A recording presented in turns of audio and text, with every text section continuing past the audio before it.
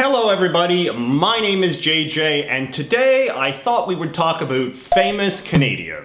But not famous Canadians in the sense of famous Canadian-born celebrities like Drake or Bieber or Deadpool. We all know enough about them already. And not famous Canadians in the sense of politicians either. If you want to learn more about those jerks, you can watch one of my many Canadian politics-themed videos. No, today we are simply going to talk about a few people who are famous in Canada, but nowhere else. People who aren't even necessarily well-loved or liked in Canada, but are just sort of well-known for doing what they do. So, famous Canadian number one is Don Cherry. If you are a fan of ice hockey, you might already know this guy. He is Canada's most famous hockey commentator and has been for the last 3 decades or so. Don Cherry is presently 84 years old and is a sort of very clownish kind of guy. He is famous for these preposterous outfits that he wears, which have gotten steadily more and more extreme over the years. I believe he now gets a suit custom made for every appearance he makes on his show, Hockey Night in Canada. Many people would argue that his mind is also starting to get a little bit more clownish with age. See, Cherry's whole gimmick is that he's this real tough guy who tells it like it is. He's very blunt in telling you which hockey players are good boys and which ones are bums. But as we all know, when it comes to old men, there is a rather thin line between,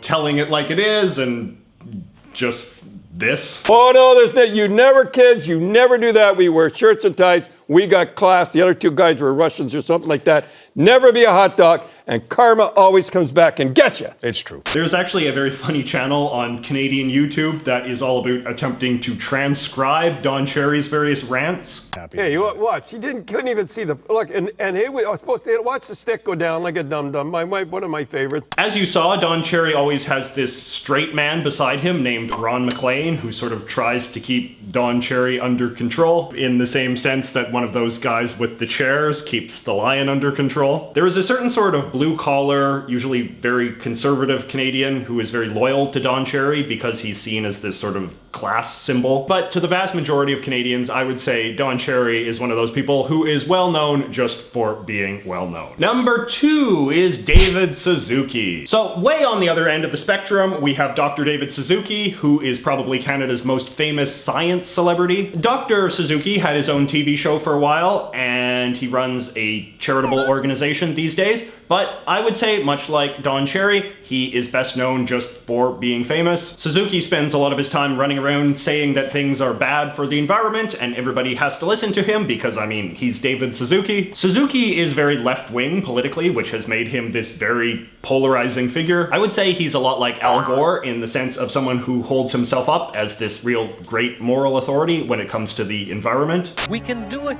It just means we have to change our mindset.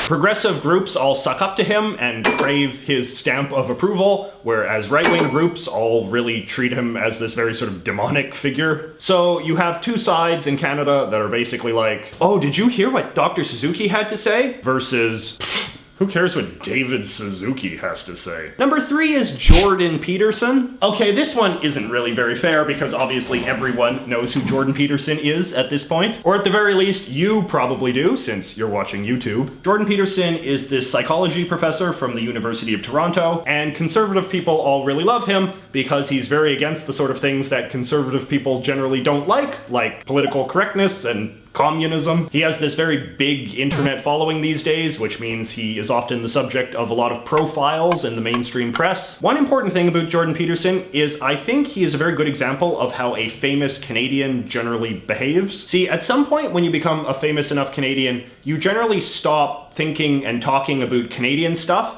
and just start acting as an American. Because at that point, you probably have a lot more American fans than Canadian fans, and you're probably getting a lot more work in the States than in Canada. So in other words, like most legitimately famous Canadians, I don't think that Jordan Peterson really seems very Canadian these days, except for his accent. You want to specify goals that make you say, oh, if that could happen as a consequence of my efforts, it would clearly be worthwhile. Because the question always is, why do something? I'm actually hoping to do an interview with him someday, because as a psychologist, I think he might have some interesting things to say about the sort of fragile nature of the Canadian identity. Number 4 is George Stroumboulopoulos. Speaking of the way that fame works in Canada, see, one important thing to know about this country is that when you are a famous TV celebrity in Canada, a lot of Canadians will hate you because a lot of Canadians really hate Canadian television. George Stroumboulopoulos, or Strombo as most people call him, used to be a personality on the Canadian version of MTV, which was called Much Music. And then he sort of fell in with the CBC crowd,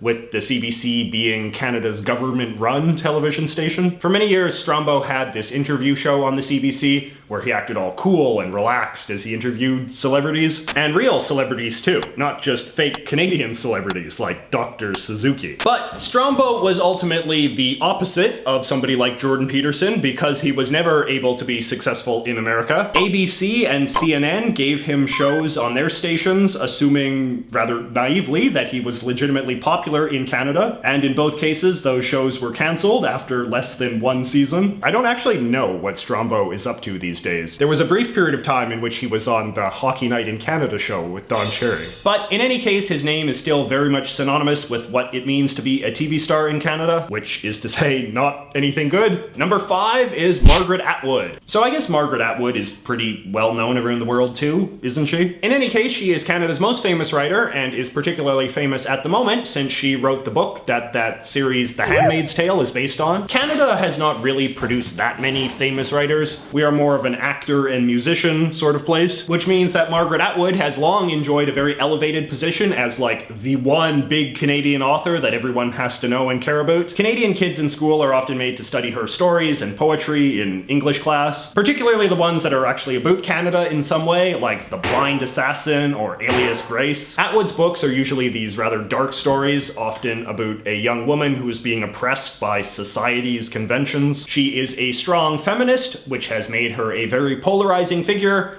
as strong feminists tend to be. Number 6 is Peter Mansbridge. Peter Mansbridge was the host of the CBC Evening News for 30 years, from 1988 to 2017. His retirement last year was treated as this really big deal, at least by the CBC. He was this sort of boring, familiar presence to a lot of people who watch the CBC News every night, which is actually not that many. It is possible you might recognize Peter Mansbridge from his brief viral sensation a few years back. Since Mansbridge was on the air for such a god-awful length of time, it was easy to go through the CBC archives and find embarrassing clips of him talking about extremely out-of-date things. And a few years back, somebody found this clip. They log on to personal computers connected to phone lines and communicate across cultures and continents.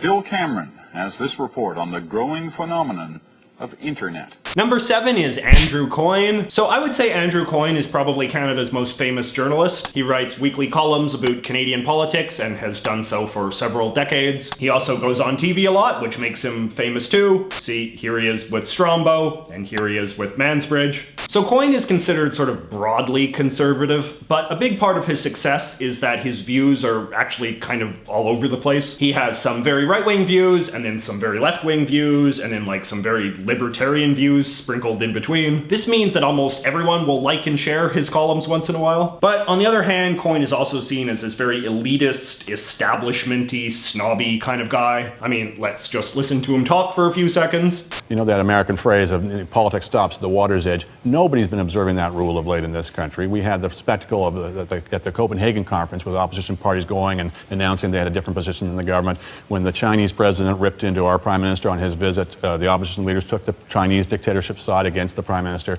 So they all have something to answer for this, but certainly this is a pretty strident and egregious example. That's basically how he talks about everything. So if you're one of these guys that really hates the mainstream media, in Canada, Coyne is very much the guy that you hold up as the symbol of it and go around saying things like, oh yeah, well, of course, Andrew Coyne would say that. Number 8, Ezra Levant. Speaking of people who hate the media, Ezra Levant is basically Canada's leading right-wing media celebrity, although his star has fallen a bit in recent years. He used to be the star of his own show on the conservative Sun News Network, which, full disclosure, I used to work for as well. I even used to go on his show once in a while, including one episode that was too offensive for Canadian TV.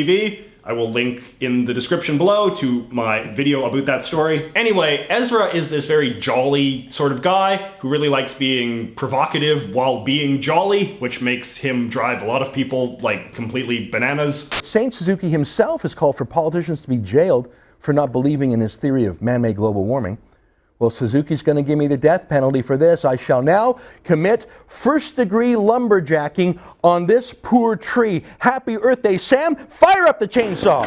After Sun News shut down in 2015, Ezra Levant made his own right-wing news website called The Rebel. It actually wound up being a lot more edgy and right-wing than Sun News itself. For folks on the left, that has made Ezra sort of evolve from just a sort of obnoxious figure to something much more sinister. But you know, he also just recently passed 1 million subscribers, so what are you gonna do? Number 9 is Rick Mercer. Now, I must confess to you, I personally find Rick Mercer to be incredibly annoying. He is yet another guy from phony baloney CBC television world. So Mercer is an alleged comedian by training. He used to be one of the hosts of this painfully unfunny CBC show called This Hour Has 22 Minutes that offered very mild commentary on political events. Then in 2004, they gave him his own show, The Rick Mercer Report, which was supposed to be Canada's answer to like Jon Stewart or John Oliver or someone like that. But this premise was hampered somewhat by the fact that Rick Mercer was neither funny nor clever and no one watched him. But since he was on a station run by the government, that didn't matter and his show got to last for 15 seasons anyway. Mercer is quite left-wing, and one of the segments on his show that he was best known for was when he would yell various left-wing things in front of these graffito-covered walls. He is from Newfoundland and he has this sort of Newfoundland accent, which I guess made this sort of fun. Donald Trump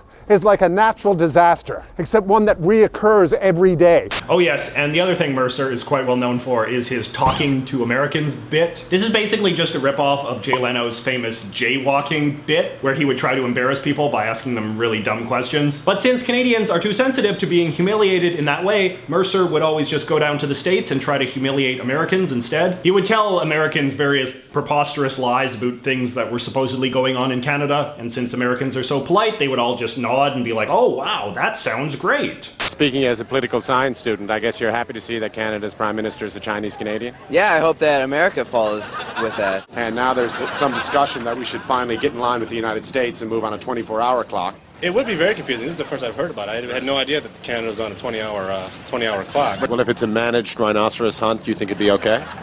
Yeah, I wouldn't have a problem with that. Then the Canadian viewers back home would feel all smug and superior and laugh and laugh. Although he did troll Mike Huckabee once, and that was pretty good. Congratulations, Canada, on preserving your national igloo.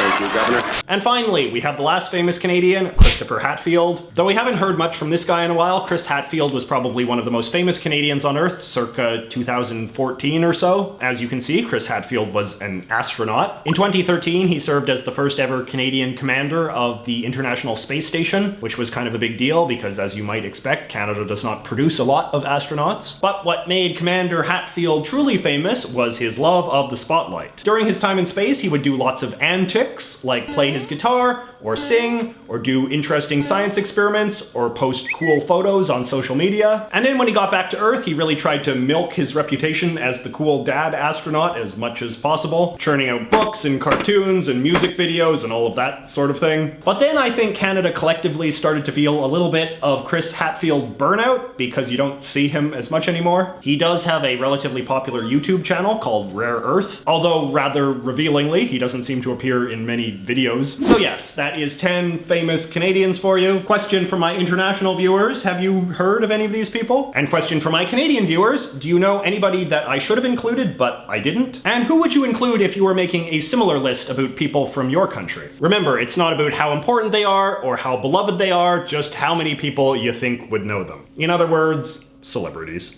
You get your fabric for your suits at Fabricland. Yes, right. I do, and I've got some stuff here for you. I think you'd look lovely in pink, don't you think? Well, I'm more of a black and white guy, but I'm... How about baby blue? This is not suit fabric, is it? I don't know what it is. I just like it. I don't ask questions. I say, I like that. That's what I want. This is for drapes. What it is?